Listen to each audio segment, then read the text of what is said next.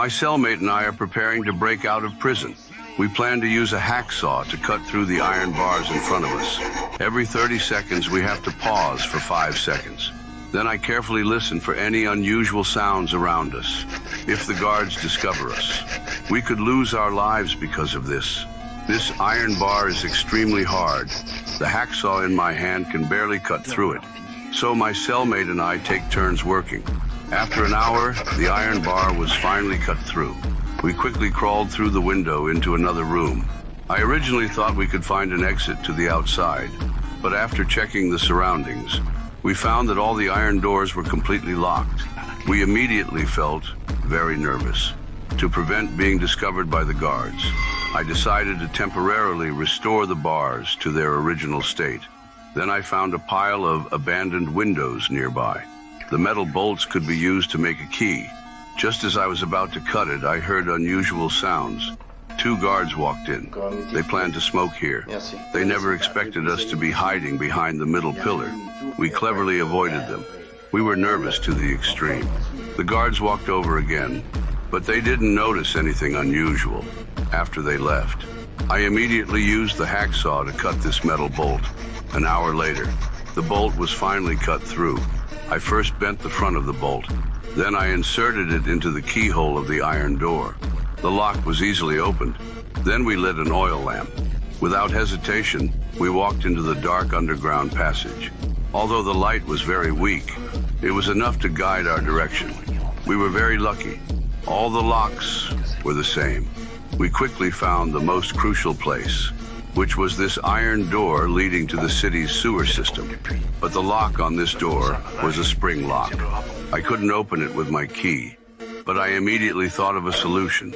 I lifted the door up and used a metal rod to prop up the bottom.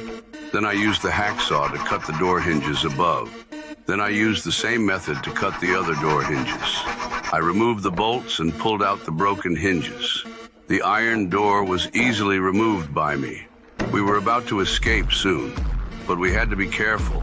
I took a match and broke it in half, stuffed it into the gap of the hinge, hit it with the bolt until it fit perfectly. After finishing, I slipped in and hung the door back up. Not only did we remove the iron door, but we also cleverly disguised it. The guards would hardly notice anything unusual. We excitedly walked into the sewer, but we found the end of the sewer was sealed with thick cement. Ordinary tools couldn't destroy it, but the wall next to it was made of poor quality cement. I could easily scrape it off. In a few days, we could successfully escape, so I decided to come back tomorrow with the right tools. Time came to dawn. The guards would patrol soon. We quickly returned to our beds, pretending we never got up. Thank God the guards didn't notice anything unusual. I suddenly thought of something very important. We didn't have watches, so we didn't know the exact time.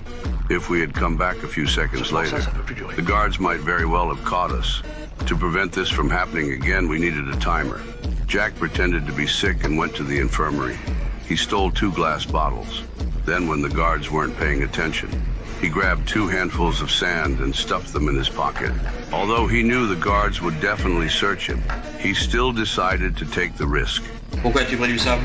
C'est pour écœurer les gamelles, garde pas de malassins. Faut bien que les choses soient propres. Alors comme on n'a rien. The guards didn't suspect anything and let him go. I made a simple hourglass with these materials. I conducted a simple test. I found that each complete cycle was about 20 minutes. Now we could roughly calculate the time. We built a simple platform with wooden boards, placed the hourglass next to it, drew a circle on the wall. Then we started chiseling the cement. Since the cement was very poor quality, we could easily destroy it, but the bricks inside were very hard. At this point, I judged through the hourglass that 20 minutes had passed. It was time to switch shifts. Just as I was about to wake up my cellmate, the guards suddenly came to inspect the room.